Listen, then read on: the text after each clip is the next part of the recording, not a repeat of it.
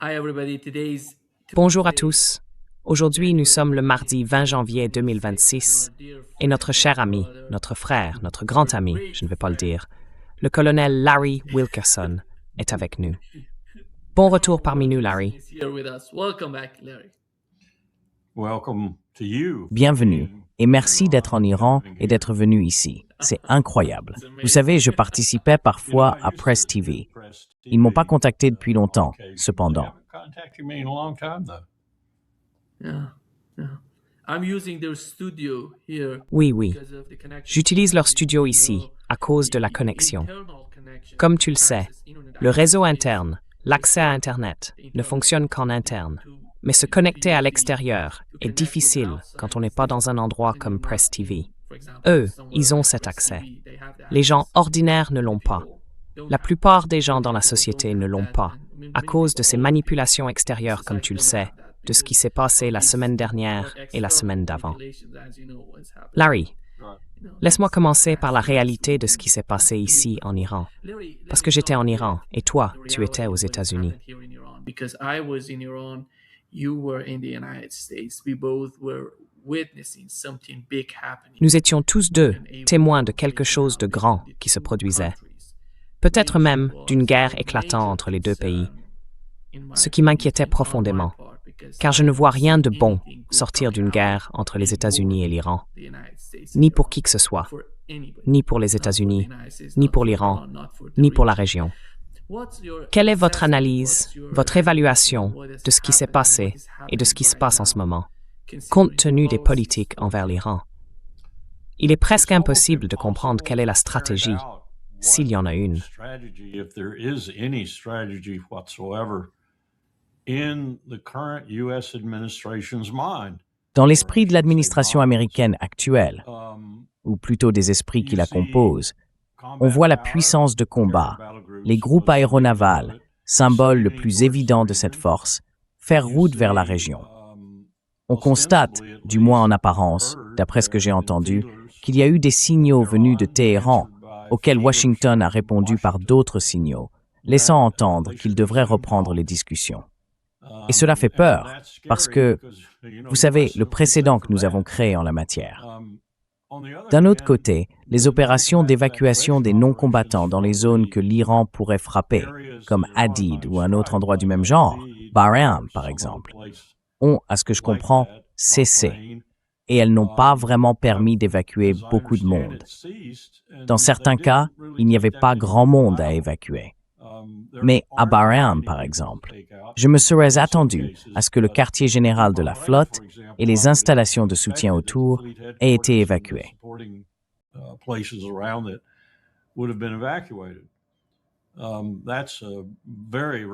C'est une cible très tentante, si l'on peut dire, tout comme Al-Yadid. Donc je ne sais pas comment interpréter ces signaux. Sommes-nous simplement en train de faire de la posture en vue d'un nouveau dialogue? Ou bien mettons-nous complètement le dialogue de côté?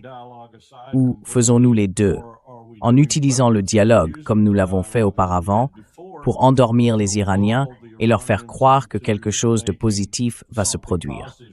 Autre que la même chose encore et encore, avant de frapper. Et puis vient la question. Si nous frappons, comment allons-nous frapper? S'agira-t-il de ce que je considère comme absolument inefficace, à part peut-être tuer quelques personnes et en rendre beaucoup d'autres vraiment furieuses à nouveau, des frappes aériennes? C'est tout ce que je vois que nous pourrions mettre en œuvre. Et qu'est-ce que cela signifie? Cela signifie que l'Iran a une décision importante à prendre, car les frappes aériennes ne causeront pas tant de dégâts, à moins qu'elles ne se poursuivent jour et nuit pendant 7, 8, voire 14 jours.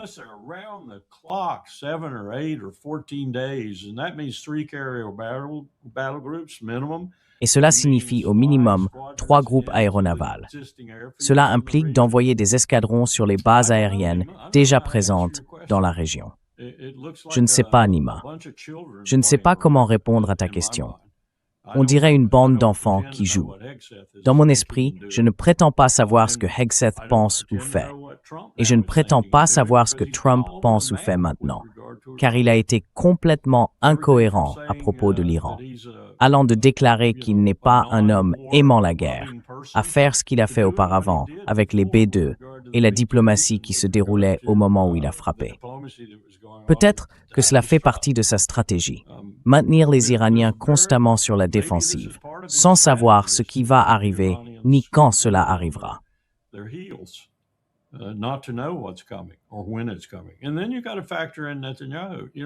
Et puis, il faut aussi prendre en compte Netanyahou. Je regardais l'autre jour ce qu'ils appellent le cessez-le-feu et la phase expérimentale 1, et ils ont tué entre 30 et 50 Palestiniens par jour. Si on ajoute la Cisjordanie et les troubles là-bas, on approche peut-être des 100 par jour. Alors, à quoi allons-nous faire face dans la phase 2? Et maintenant, Netanyahou dit qu'en raison de la coopération de l'autorité palestinienne en Cisjordanie, la situation se calme un peu. Je ne sais plus comment interpréter cette situation non plus. Nous nous sommes engagés dans ce qui me semble être une mission insensée avec ce groupe pour la paix. Il y a même des gens qui refusent, je crois, $1 milliard pour s'acheter une place au Conseil de la paix. Je ne sais pas, Nima. Je ne prétends même plus comprendre ce qui se passe dans cette région.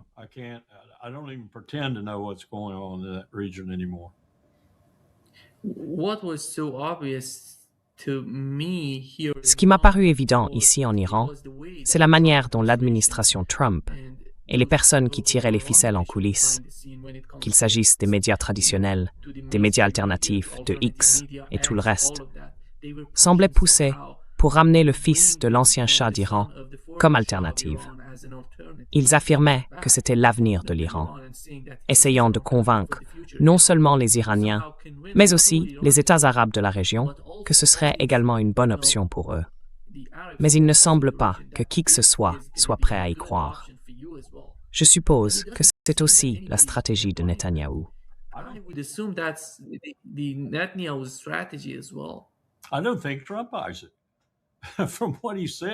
Je ne pense pas que Trump y croit. D'après ce qu'il a dit, je ne pense pas qu'il y croit non plus. Je ne pense pas que ce soit du tout dans ses plans. En fait, je pense qu'il dirait que c'est absurde, qu'il va faire quelque chose de concret, tu vois. Je suis assez sûr que cela dépend de Bibi Netanyahou. Je ne pense pas que Trump veuille vraiment une guerre avec l'Iran. Je ne pense pas qu'il l'ait jamais voulu. Je pense qu'une grande partie de ses actions est motivée par l'argent de Myriam Adelson et par conséquent par Bibi Netanyahou. Je pense qu'il aimerait probablement parvenir à une sorte d'accord avec l'Iran qui résonnerait dans les couloirs du monde et servirait de témoignage à la 9e guerre qu'il aurait évitée, ou quelque chose comme ça. Mais Bibi est la grande inconnue dans tout cela.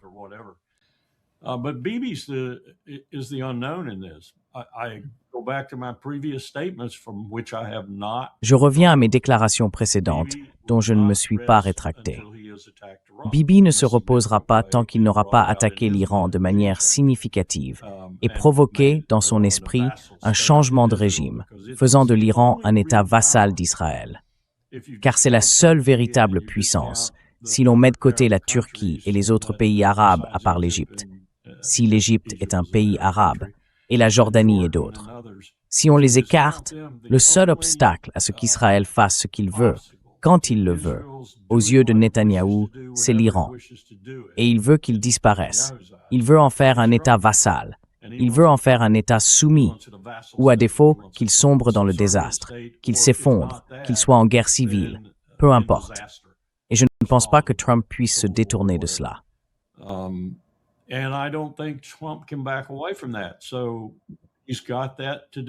Donc il doit gérer ça. Je pense que, je ne sais pas si tu en as entendu parler, mais cette activité sismique près de Dimona, et certaines personnes qui spéculent dans la presse sur le fait qu'il pourrait s'agir d'un essai nucléaire israélien d'une certaine sorte. D'après ce que j'ai compris, c'était à environ 20 mètres sous terre. Ce serait une sacrée chambre. Mais Israël ne l'a pas nécessairement démenti. Donc soit il l'utilise, soit c'était effectivement quelque chose de ce genre. Et qui essaie-t-il de menacer? Essaie-t-il de menacer l'Iran ou essaie-t-il de menacer Donald Trump?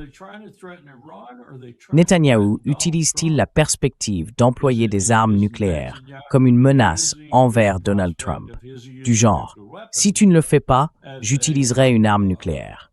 Si tu ne viens pas m'aider à le faire de manière conventionnelle, j'utiliserai une arme nucléaire.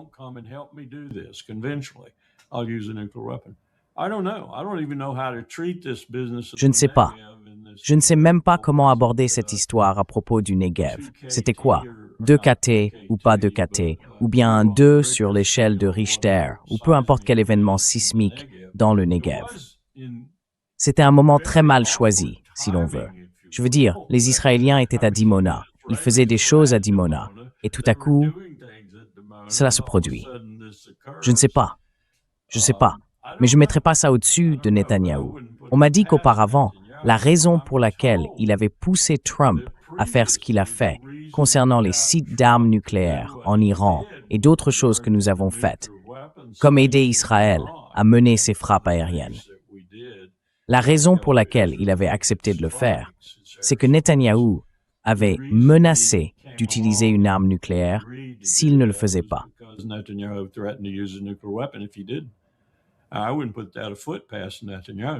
Je n'en mettrai pas ma main au feu avec Netanyahou. À mes yeux, les implications sont dangereuses, des implications nucléaires. Et j'espère me tromper. J'espère que ce n'était qu'un événement sismique, un petit tremblement de terre ou quelque chose du genre. Mais cela me ramène à cette idée. Je crois que je t'en ai déjà parlé. Si j'avais été en Iran, j'aurais fabriqué une arme nucléaire. J'en aurais construit une et j'aurais dit, la voilà. Très bien. Maintenant, nous sommes dans une impasse. Arrêtons de faire ce que nous faisons. Nous sommes là pour rester. Tu sembles sous-entendre que vous êtes là pour rester. Je ne suis plus sûr que ce soit vrai. Mais ils ne l'ont pas fait. Ils ne l'ont pas fait. Alors Netanyahou a toujours eu cette carte maîtresse.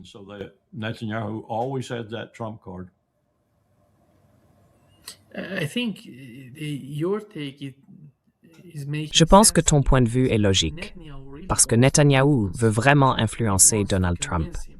Il veut le convaincre que cette guerre serait un tournant pour les États-Unis. Et il ne s'agit pas seulement de ce que Netanyahou essaye de faire sur le plan militaire, mais regarde la manière dont il joue avec le fils du Shah d'Iran. J'observe ce qu'il fait. Je ne sais pas si tu as vu son interview sur Fox News. Il a dit « Il suffit de frapper l'Iran.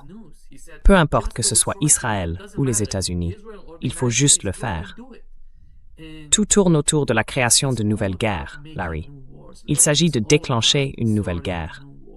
Et ils espèrent que l'issue de cette guerre serait bénéfique, avant tout pour Israël, puis pour les États-Unis. Le problème, c'est que la réalité de ce qui se passe en Iran et ce que tu vois dans les médias grand public en dehors de l'Iran, ce n'est même pas comparable. Ce n'est même pas proche.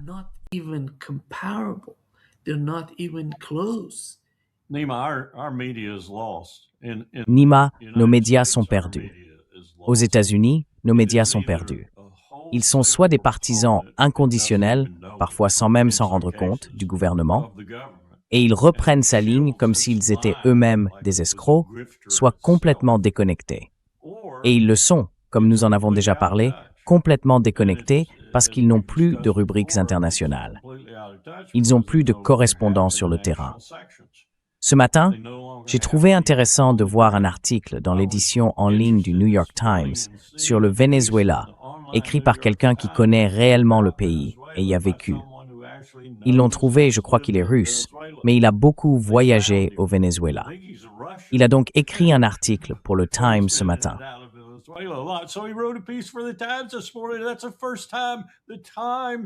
C'est la première fois que le Times, la Dame Grise, le journal qui publie toutes les nouvelles dignes d'être imprimées, dit quelque chose de cohérent à propos du Venezuela, parce qu'ils n'ont personne sur le terrain.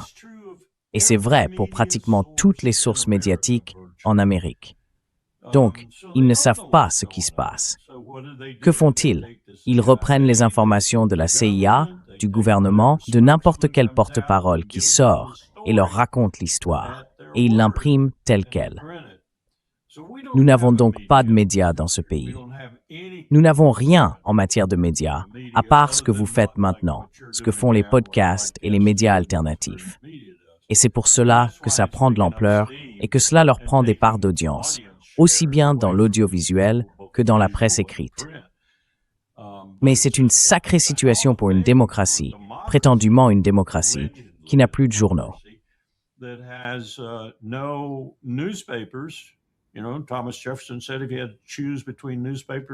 Vous savez, Thomas Jefferson a dit que s'il fallait choisir entre les journaux et le gouvernement, il choisirait les journaux. Il n'était pas président quand il a dit cela, mais aujourd'hui, nous n'avons plus rien de tel. Le peuple américain est donc dans le noir et pense que ce que vous venez de décrire correspond à ce que les journaux d'ici racontent, et ils en parlent encore. L'Iran vacille, disent-ils. Il a été pulvérisé. Mais ce n'est pas la vérité. Et vous le savez, les gens en Iran le savent. Les gens de la région le savent, probablement dans une certaine mesure. Je ne sais pas à quel point le lavage de cerveau est répandu en Israël.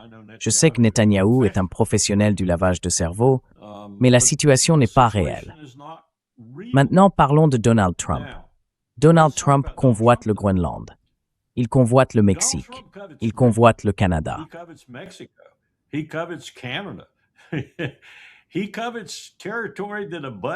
Il convoite un territoire qui borde le sien.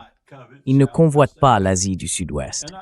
Et je ne pense pas que ce soit une proposition stupide. Je pense que c'est une proposition intelligente. Qu'est-ce que je veux en Asie du Sud-Ouest? Et pourquoi croirais-je que l'Asie du Sud-Ouest me menace? Je ne le crois pas. Mais j'ai cette femme, nommée Myriam, qui me donne des tonnes d'argent et va m'en donner encore beaucoup. J'ai d'autres milliardaires sionistes qui me donnent de l'argent, et ainsi de suite. Donc je dois faire comme si c'était le cas. Si Bibi veut faire quelque chose là-bas, très bien, qu'il y aille. S'il se met dans le pétrin, tant pis, ça me le retirera de la tête. Je ne pense vraiment pas que Trump veuille une guerre avec l'Iran. S'il en a une, s'il en fait partie, ce sera à cause de Bibi Netanyahou et de ses bienfaiteurs, tu sais, à leur instigation. Ce sera leur guerre. It'll be their prompting. It'll be their war.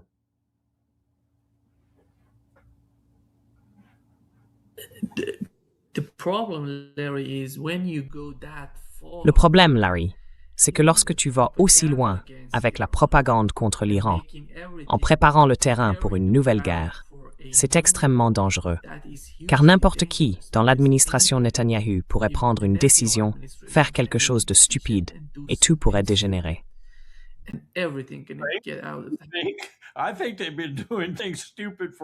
Je pense qu'ils font des choses stupides depuis longtemps.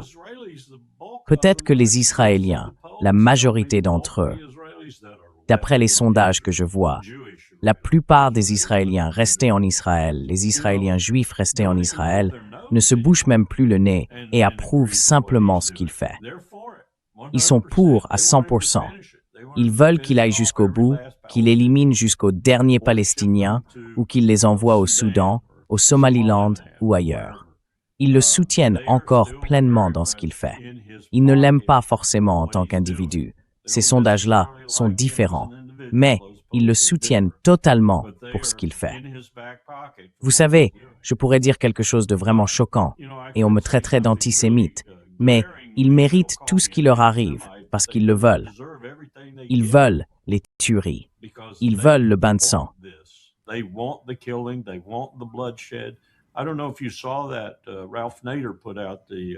Je ne sais pas si tu as vu que Ralph Nader a publié le texte de Francesca Albanese. Il y a plusieurs passages où elle s'écarte vraiment du récit habituel sur Gaza. Mais celui où elle s'en éloigne le plus, et sur lequel Ralph pense qu'elle a raison, c'est l'affirmation selon laquelle 600 000 Palestiniens seraient morts, dont 75% de femmes et d'enfants. Et tu sais, les chiffres du ministère de la Santé du Hamas sont complètement faux. J'ai toujours pensé que c'était plutôt autour de 150 000 ou 200 000. Ces gens vont avoir des tombes dans le béton, ils vont y être enterrés. Ils vont tout raser à la phase 2, phase 3, peu importe. Ce qui ne semble pas intéresser Netanyahou le moins du monde.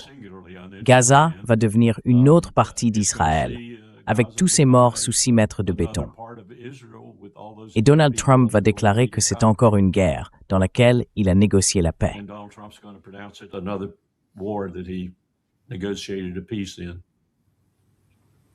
I think that is one of the Je pense que c'est l'une des façons de comprendre ce qui se passe.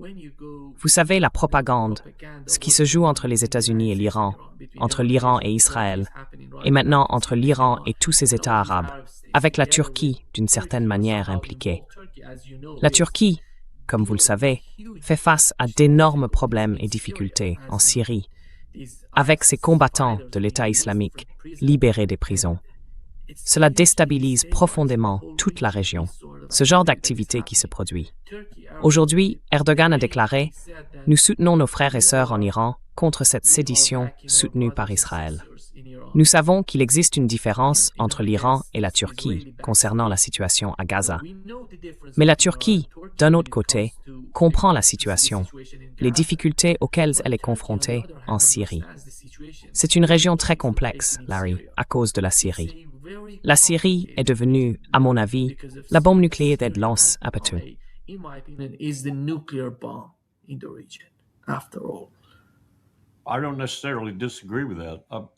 Je ne suis pas forcément en désaccord avec cela. J'ai toujours pensé que si l'un ou l'autre des Assad, le père ou le fils, avait été écarté de la Syrie, nous le regretterions. Comme nous l'avons fait, par exemple, dans un sens plus restreint, mais tout aussi obstiné, en Libye, lorsque nous avons écarté Kadhafi de son pays. Peu importe ce que l'on pensait de l'un ou de l'autre des Assad, et ils étaient tous deux des hommes impitoyables. Ils maintenaient un certain degré de contrôle sur ce qui pouvait être et est, d'un point de vue géographique, une zone extrêmement dangereuse. Et nous le voyons aujourd'hui.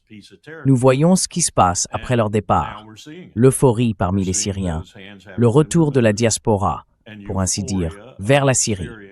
Et maintenant, nous les voyons repartir, parce que la situation est redevenue trop dangereuse. Et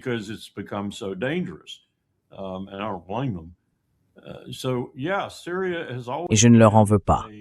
Donc oui, la Syrie a toujours été un élément dangereux en Asie du Sud-Ouest, située comme elle l'est entre le Liban et ses problèmes, et l'Iran et sa relative stabilité, et utilisée par les deux camps pour déstabiliser l'autre. Et maintenant, nous voyons ce qui se passe quand la main forte disparaît. Je ne cherche en aucun cas à défendre ni Assad, ni des gens de ce genre, Kadhafi et d'autres.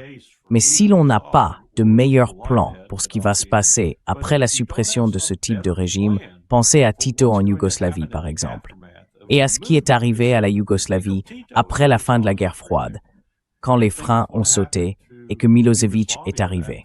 C'est ce genre de choses qui se produit.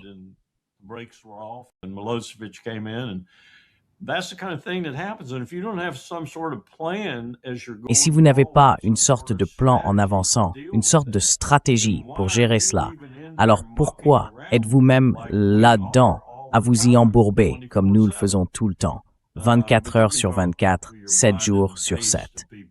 Mais vous pouvez parler jusqu'à en perdre haleine avec des gens de la CIA, du département d'État et d'ailleurs à propos de ce genre de choses, et vous n'irez nulle part. Ce n'est pas fini, ça c'est sûr. La situation en Syrie n'est pas réglée, et ce n'est ni l'euphorie, ni la paix, ni des temps merveilleux. Et la situation de l'Iran, voilà ce qui me frappe vraiment. L'Iran est le pays le plus stable de la région. C'est le pays le plus stable de la région.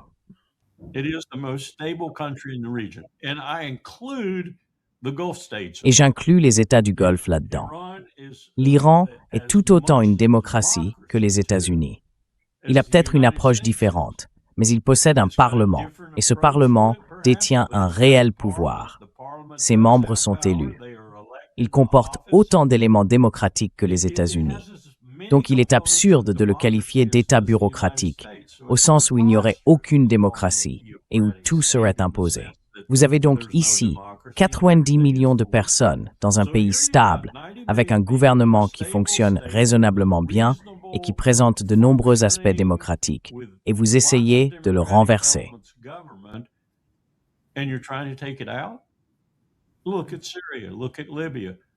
Regardez la Syrie, regardez la Libye, regardez presque n'importe quel endroit où nous sommes intervenus.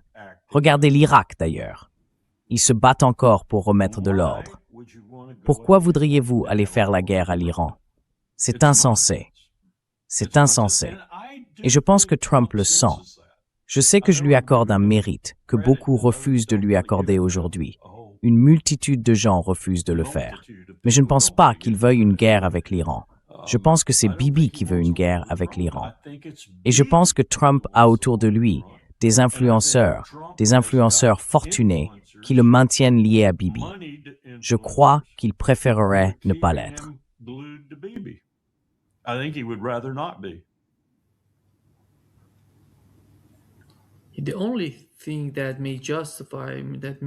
La seule chose qui pourrait justifier ou rendre la situation compréhensible, c'est pourquoi Israël veut déstabiliser.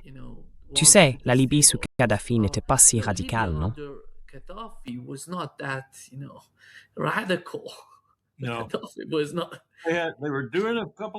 Il faisait plusieurs choses qui dérangeaient vraiment Condoleezza Rice, alors secrétaire d'État, ainsi que quelques autres personnes, notamment les propos de Kadhafi, non pas sur le pétrole brut léger et doux, ni sur le meilleur brut du monde, ni sur l'Union africaine qu'il voulait créer pour faire face à l'Union européenne, mais sur l'affaire de l'or et sur l'idée d'utiliser son pouvoir grâce à cet or pour dédollariser et commencer par l'Afrique. Je pense que cela nous a effrayés, tout comme cela nous effraie aujourd'hui.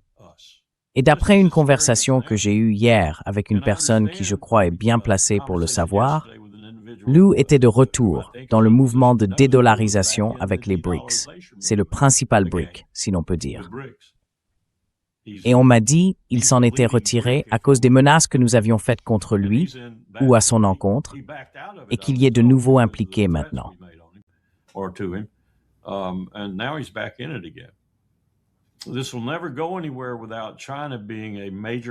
Cela n'ira jamais nulle part sans que la Chine n'en soit un élément majeur, soit en coulisses, soit au centre. Et ils ne veulent pas le faire. Mais remarquez tous les dirigeants qui sont allés à Pékin ou qui s'y rendent, à ce moment précis où Trump veut le Groenland, et ainsi de suite.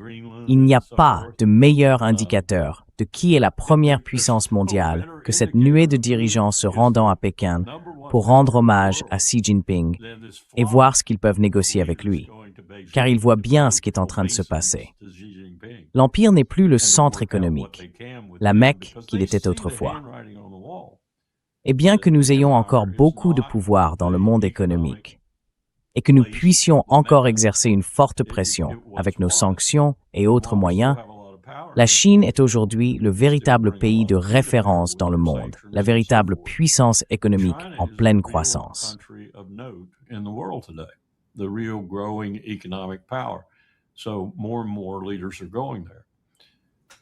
De plus en plus de dirigeants s'y rendent. Cela signifie-t-il qu'une partie de la consolidation de Trump, pour ainsi dire, dans le cadre de la stratégie de sécurité nationale qu'ils ont récemment publiée, est axée en fin de compte sur une guerre avec la Chine, ou du moins sur la réflexion autour de ce qu'il faut faire pour se préparer à cette guerre? Oui, c'est le cas. Et est-ce effrayant? Oui, ça l'est, parce que ce ne sera pas une affaire propre. Nous allons perdre, et nous allons passer au nucléaire. Voilà mon résumé de toute l'affaire. Mais l'Asie du Sud-Ouest n'est pas, pour revenir à mon propos, je ne pense pas qu'elle figure à l'agenda de Trump, sauf si Bibi la met là. L'Iran, vraiment, c'est sa dernière promesse non tenue. Il croit avoir accompli tout ce qu'il avait promis. Il est en train de détruire les Palestiniens.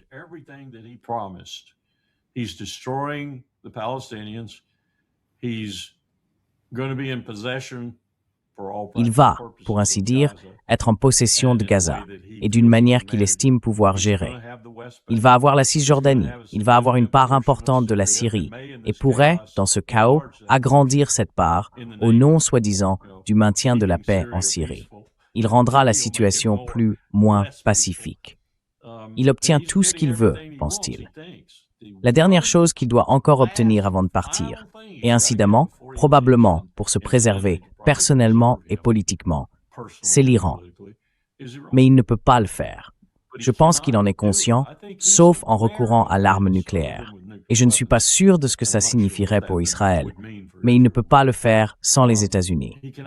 Et donc, aussi à contre-cœur que ce soit, Trump va devoir s'impliquer dans cette affaire. Larry,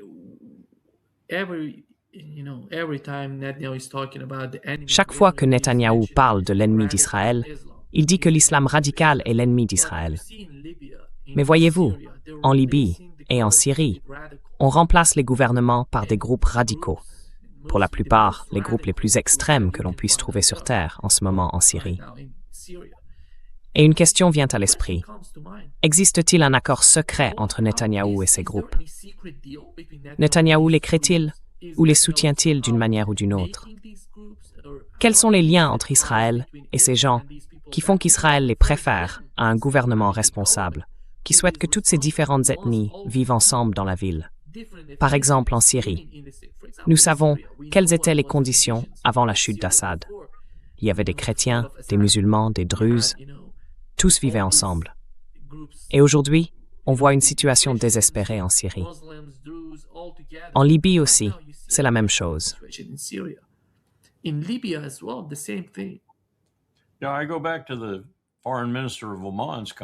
Oui, je reviens aux commentaires du ministre des Affaires étrangères de Lamont, que le vrai problème au Levant, le vrai problème aussi en Asie du Sud-Ouest, c'est Israël.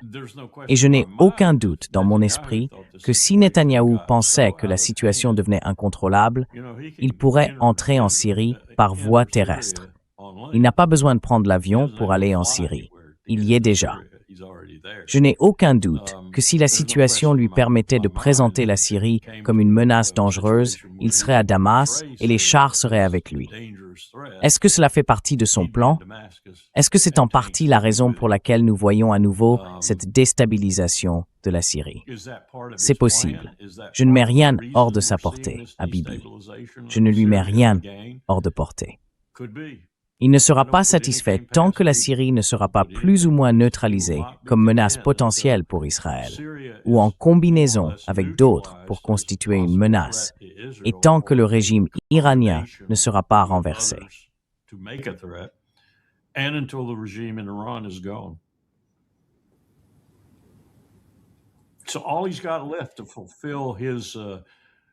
Alors, tout ce qu'il lui reste à accomplir dans son programme de vie, si l'on peut dire. La question que je me pose sans cesse est la suivante. Comment est-il passé de la position qu'occupait Israël, par exemple, vis-à-vis de l'Iran, à l'époque où nous les utilisions comme intermédiaires pour gérer la guerre Iran-Irak, à la position qu'il occupe aujourd'hui? Est-ce là tout son génie stratégique, le fait de créer des ennemis de toutes pièces afin d'en faire des obstacles à ce qu'il veut et à ce que veut le cercle du Grand Israël? Ou bien est-ce que de l'opportunisme? Je ne sais pas. Mais je dirais que c'est autant sa création que de l'opportunisme, voire davantage la première. Il a façonné l'Asie du Sud-Ouest telle qu'elle existe aujourd'hui. Il a façonné le Levant tel qu'il existe aujourd'hui. Et il a conduit le ministre des Affaires étrangères du pays le plus bénin de la région à déclarer que le véritable problème dans la région, c'est Israël.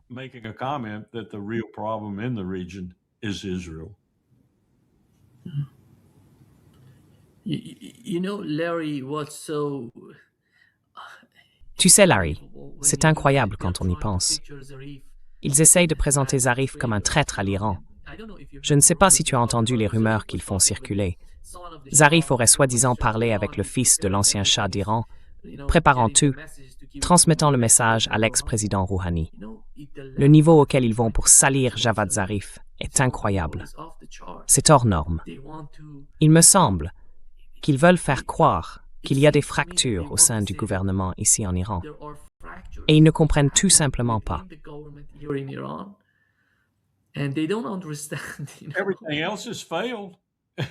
Tout le reste a échoué. Tout le reste a échoué. D'après ce que je comprends, l'Iran arrête beaucoup de ces personnes dont le développement et l'implantation dans le pays ont probablement pris 10, peut-être 20, voire 30 ans. Et ils en ont arrêté la plupart, voire presque tous. Donc, je veux dire, ils deviennent désespérés. Ils deviennent désespérés.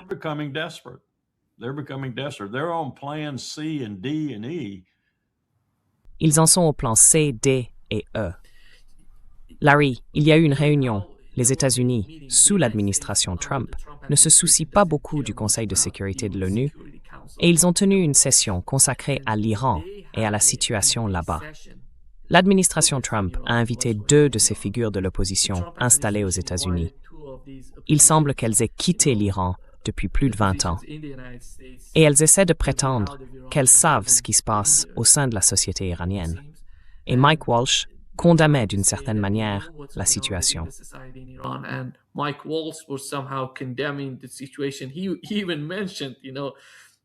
Il a même évoqué la situation de l'ambassade américaine en Iran après la Révolution. Aller aussi loin, en parler. Et nous avons vu la réaction de la Russie et de la Chine, ainsi que celle du gouvernement britannique soutenant les États-Unis, tandis que la Russie et la Chine s'y opposaient. Comment l'ONU est-elle soudainement devenue si importante pour les États-Unis sous l'administration Trump? Ils ne se soucient pas de l'ONU. Mais lorsqu'il s'agit de l'Iran, tout à coup, c'est allons à l'ONU, allons condamner l'Iran.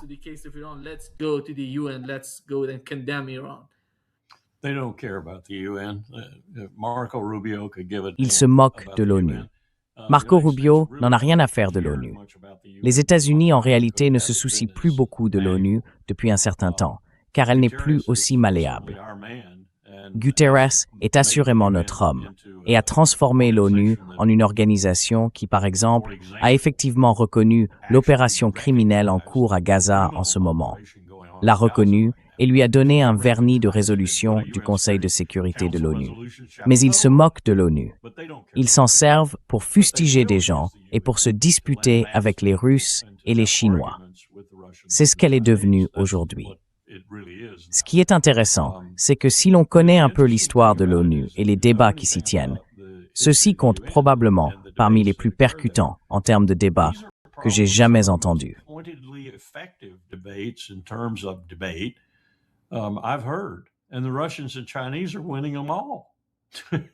Et les Russes et les Chinois les gagnent tous.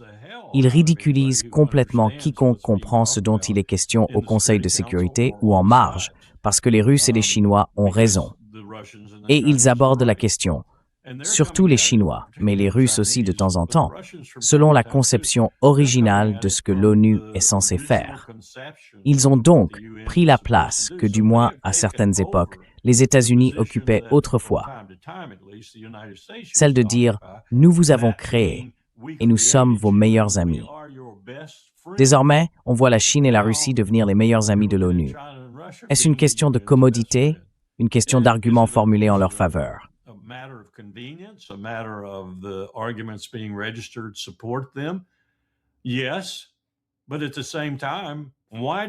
Oui, mais en même temps, pourquoi les arguments les soutiennent-ils?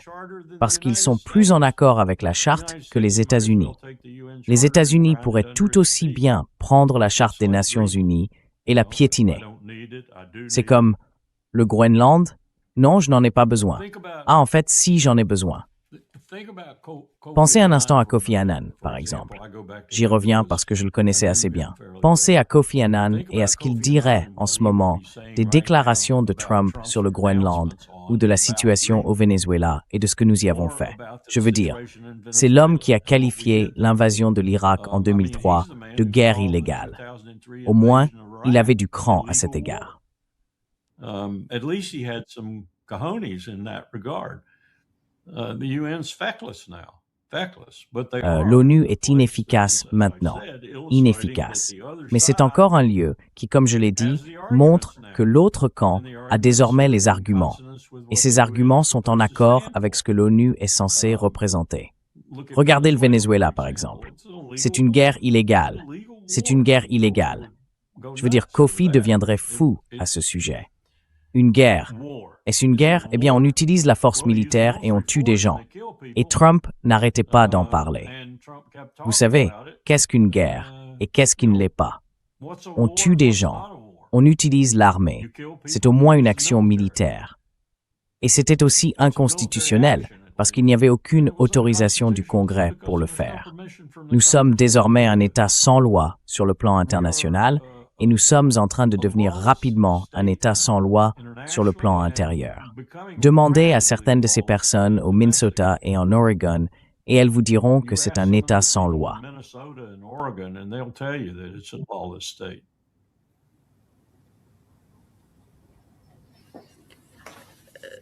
Larry, the case of Let me put a little. Permettez-moi de le formuler ainsi. Si je devais décrire ce qui se passe en ce moment, je reviendrais à la stratégie de sécurité nationale de 2002 que nous avons publiée sous la première administration de George W. Bush, et je citerai certains de ces éléments. Ce que nous disions avec les auteurs néoconservateurs, c'est qu'à la fin de la guerre froide, nous n'étions pas intéressés par la convivialité, la coopération ou la collaboration. Ce qui nous intéressait, c'était de créer un monde hobbesien et de nous asseoir à son sommet. C'est ce que nous avons fait, créer ce monde. Puis Trump est arrivé et a été, si l'on peut dire, le magicien ultime pour lui donner vie. Magician in creating that, if you will. How else do you explain statements that Comment make sense? expliquer autrement des déclarations qui ont du sens, Nima? Elles ont du sens d'un point de vue hobbesien. Je veux le Groenland. Et il place son ambassadeur au Danemark, le milliardaire qui a donné des sommes énormes à la campagne de Trump et qui a déclaré vouloir le Groenland. Cet homme est notre ambassadeur au Danemark. Le monde hobbesien est en train de se réaliser sous le second mandat de Donald Trump, et nous allons essayer de nous y installer au sommet. Et Pete Hegseth est chargé de s'y asseoir. Voilà où nous en sommes.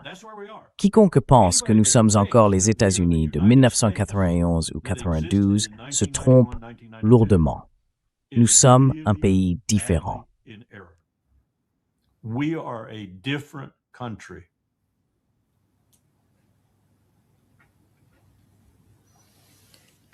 Larry, the case of Greenland, we know that Europe is so much Larry, concerned about dans le cas du Groenland, the position of the nous savons United que l'Europe States est and très European préoccupée going par la by position des États-Unis et par leur principal objectif là-bas.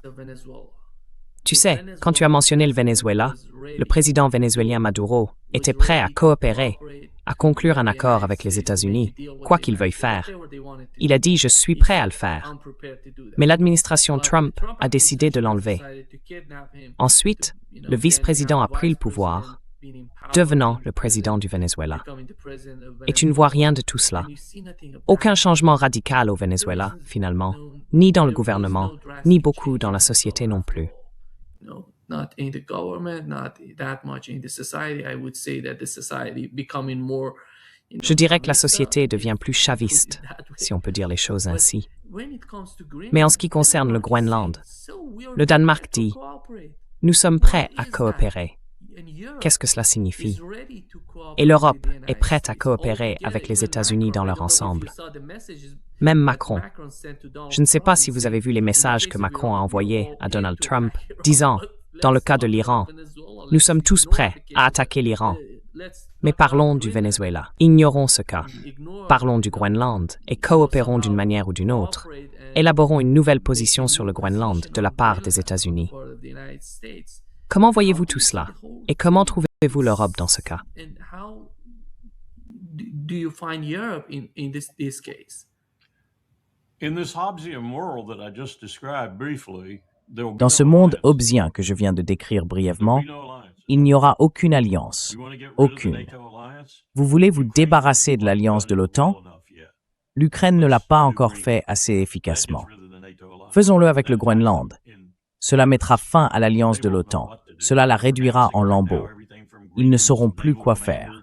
En ce moment même, ils annoncent tout, du commandant naval du Groenland à Macron et aux autres, en disant qu'ils enverront des forces au Groenland pour le défendre. Ils ne feront rien de tel. L'OTAN prendra fin. Une mort rapide et sanglante, si l'on peut dire. C'est ce que nous faisons. C'est ce que Trump fait. Je ne voulais pas me l'avouer.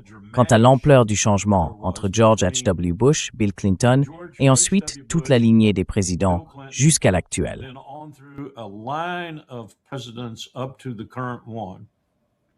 And what you had there was you had Israel. Et ce que vous aviez là, c'était Israël et les sionistes qui se mobilisaient pour vaincre H.W. Bush, allant même jusqu'à aider Ross Perot, l'homme qui lui avait pris quelques voix à l'époque, mais influençant de manière significative l'élection afin que Bill Clinton puisse arriver au pouvoir. Depuis Bill Clinton, chaque président a été un instrument de ce groupe néoconservateur mondialiste. Vous savez, le colonel McGregor aime ce terme. Pour ma part, je les considère tous comme faisant partie de l'État profond oligarchique, avec différentes factions en son sein, mais ils se sont consolidés par la pression qu'ils ont exercée et par les disciples qu'ils ont faits de ces présidents, volontairement ou non, consciemment ou non.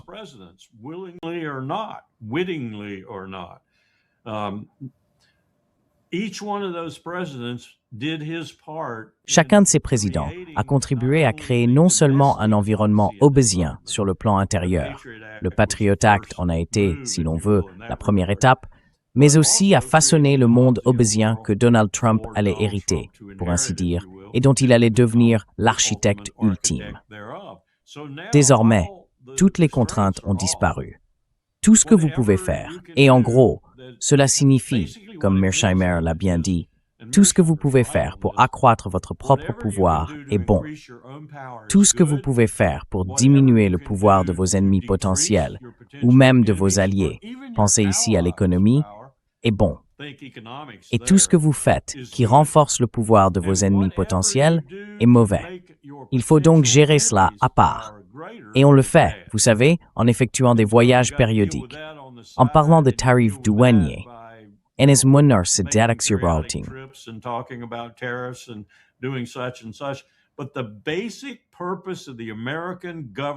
Mais le but fondamental du gouvernement américain aujourd'hui, sous Donald Trump, est de poursuivre ce que Bill Clinton a commencé, à savoir créer un monde obésien au sommet duquel nous pouvons nous asseoir.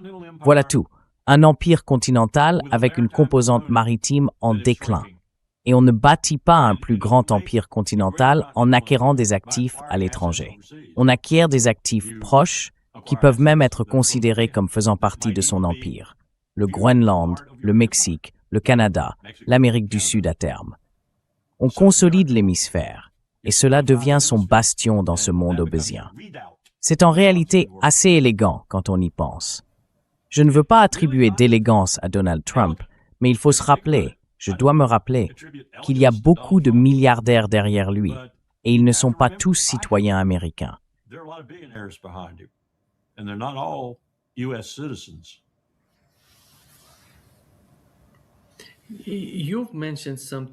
Tu as mentionné autre chose avant que nous passions en direct. Tu as dit que l'existence des armes nucléaires rendait la situation complètement différente.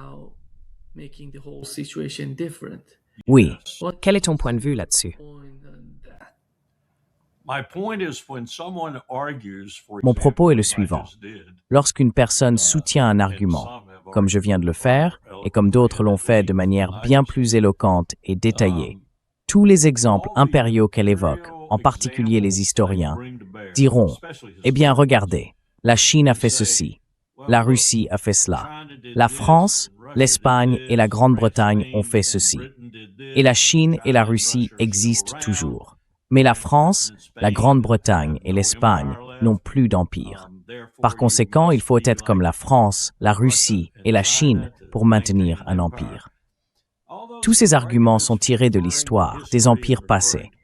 Ils oublient la caractéristique la plus marquante de toutes dans le monde d'aujourd'hui.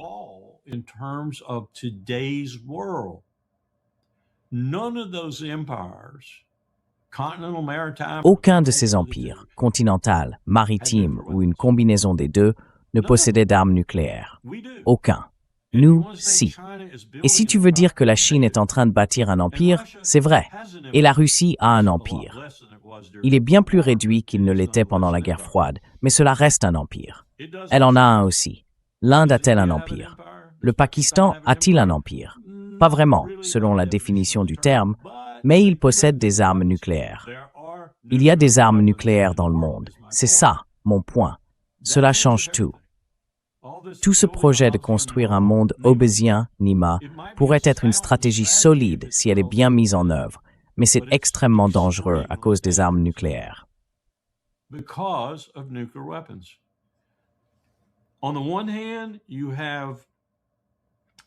D'un côté, nous avons cette épée de Damoclès existentielle suspendue au-dessus de nous tous. En même temps, il y a l'attraction, si l'on peut dire, de la crise climatique, qui nous appelle véritablement à collaborer. Elle exige une sorte de condominium, si l'on veut, ni un monde multipolaire, ni même un monde multinodal, sauf dans la mesure où ces nœuds peuvent être utilisés pour faire face à ce qui pourrait bien être la crise ultime pour l'humanité sur cette planète, la crise climatique qui s'aggrave chaque jour. Je viens de lire le dernier rapport réalisé par le CSWG.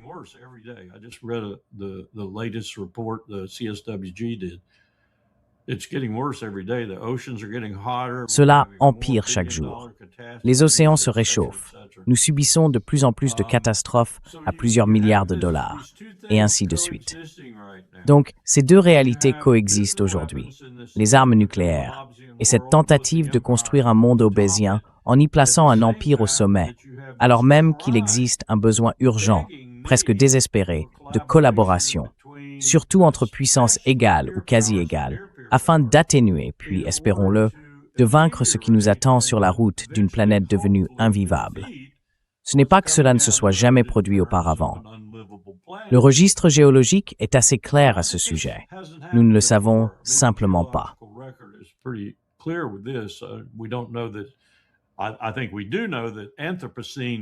Je pense que nous savons bien que l'Anthropocène signifie quelque chose de différent. L'Anthropocène, cela veut dire les humains. Ce sont les gens qui ont fait cela, ou du moins qui y ont contribué. Avant, c'était simplement la nature, si l'on veut. C'était naturel. Cela se produisait. Et il n'y avait pas beaucoup de gens à cette époque. Il y aura 10 milliards d'habitants d'ici le milieu du siècle. Et on ne peut pas faire cela.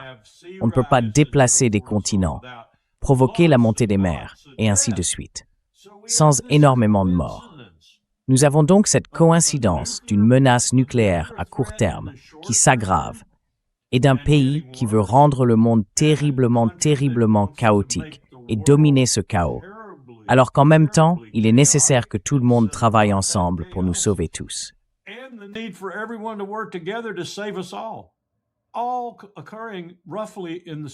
Tout cela se produit à peu près à la même époque. Donald Trump n'était pas nécessaire. Ce monde chaotique n'était pas nécessaire. C'est exactement le contraire qu'il nous faut si nous voulons continuer à exister en tant qu'espèce. La planète sera toujours là. Elle sera là encore pendant 4 ou 5 milliards d'années, jusqu'à ce qu'elle se consume dans le Soleil. Mais nous, non. Ou alors nous serons là d'une manière très diminuée, comme nous l'étions, disons, il y a 1000 ans, à nouveau, au temps des ténèbres. C'est donc une sacrée époque pour être en vie, quand on réalise que nous faisons face à deux des crises les plus incroyables que l'humanité ait jamais connues, et qu'il se peut qu'elle ne les surmonte pas, ni l'une ni l'autre.